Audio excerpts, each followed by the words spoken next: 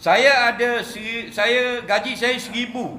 Saya dah kahwin tapi belum ada anak. Nak tanya nafkah saya bagi isteri saya 100 sebulan, tak apa ke Ustaz? Sebab saya ada hutang lain pula. 100 sebulan cukup tak makan isteri? Cukup kalau isteri mu makan cikedi.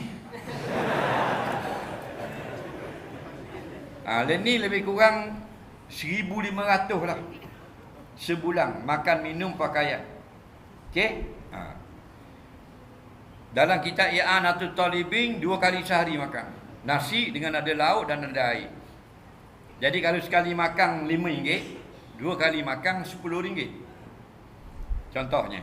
Nah, sebulan sudah berapa? 300. Sebulan 300. 10 hari 300. 10 hari 100, 300 sebulan cukup tak? RM5 sehari, RM5 pagi, RM5 petang cukup. Kalau cukup 300 sebulan. Pakaian tempat tinggal atas suami belaka. Dah. Dia begini.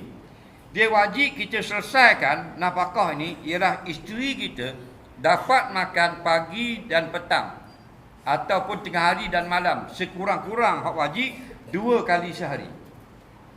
Dengan air. Sama ada 1,000 ke 500 kau pandamu. Tu hak masing-masing. Asalkan dia dapat makan hak paling kurang 2 kali sehari. Pagi sekali, petang kali boleh, tengah hari kali, malam kali boleh, petang kali, malam kali boleh, pagi kali, petang kali boleh. Kau pandai 2 kali sehari. Nak bahan 2 kali sekaligus pagi pun tak apa. Kau pandai binimu lah.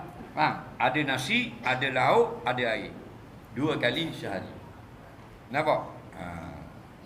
Tapi kalau lit ganung tu 2,000 tu ni sebulan untuk makan dia saja. Nah,